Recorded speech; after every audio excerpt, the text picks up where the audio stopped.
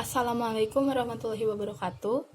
Perkenalkan, nama saya Siti Nur Hasanah dari kelas non-reguler, ingin mereview pembahasan hukum pidana pada pertemuan ke-7 yang didoseni oleh Profesor Dr. Hajah Heni Nuraini SMH dan diasisteni oleh Dr. M. Rendi Ardayandi SMH. Pada pertemuan kali ini membahas tentang hubungan sebab akibat, kausalitas atau kausalitate.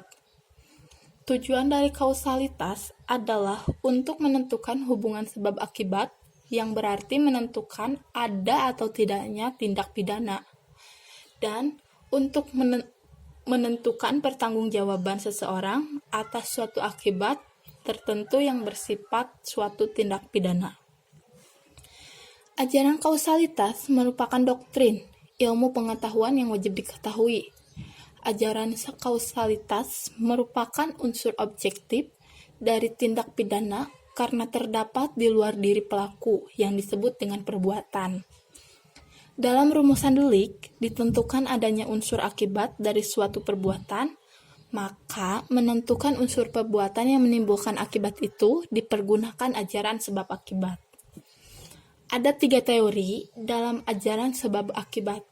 Teori yang pertama yaitu teori conditio sine qua non atau teori ekivalensi atau teori syarat mutlak atau Bedingung's theory. Dan yang kedua adalah teori individualisasi dan yang ketiga adalah teori generalisasi. Di sini saya akan membahas apa itu teori conditio sine qua non atau teori ekivalensi atau teori syarat mutlak atau Bedingung's theory. Teori ini berasal dari von Bury, Jerman. Semua syarat itu sebab. Jika syarat tidak ada, maka akibatnya akan lain. Dan teori ini memiliki kebaikan dan kesulitan tersendiri. Kebaikannya yaitu mudah diterapkan, tapi menimbulkan masalah karena terlalu luas lingkung berlakunya pertanggungjawaban pidana. Gampang dalam perbuatan, dan kesulitannya yaitu terlalu membentang jauh ke belakang sehingga orang yang tidak terlibat dalam peristiwa tersebut dapat dimintai pertanggungjawaban. Teori ini sudah tidak dianut lagi dalam tindak pidana atau sudah lama ditinggalkan. Yang kedua adalah teori individualisasi, memberikan batasan antara syarat dengan sebab itu berbeda, dengan mengambil pendapat sesudah kejadian, post factum atau in correcto.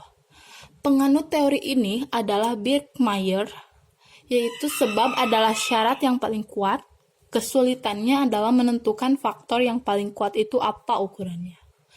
Dan yang kedua adalah binding. Sebab dari suatu akibat adalah faktor yang menahan, negatif, dari serangkaian faktor yang unggul, itu positif. Yang ketiga adalah teori generalisasi. Melihat dari sebelum kejadian, ante factum atau in abstracto. Serentetan syarat yang merupakan perbuatan manusia dapat menjadi akibat dari suatu peristiwa, dilihat dari perhitungan yang layak atau pengalaman hidup yang umum terjadi. Menurut teori ini, harus dicari sebab yang sama adekuat untuk dapat menimbulkan akibat. Ukuran dari teori ini adalah keadaan atau kebiasaan sehari-hari dari kejadian yang muncul.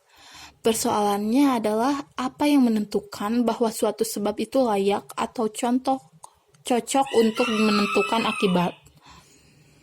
Dalam teori kausalitas diperlukan ukuran atau dasar bagaimana menentukan pertanggungjawaban. Yang pertama yaitu penentuan subjektif.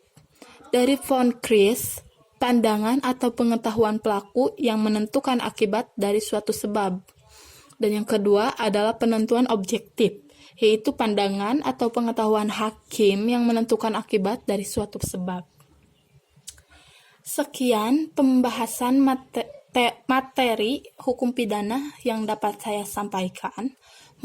Mohon maaf bila ada kesalahan. Wassalamualaikum warahmatullahi wabarakatuh.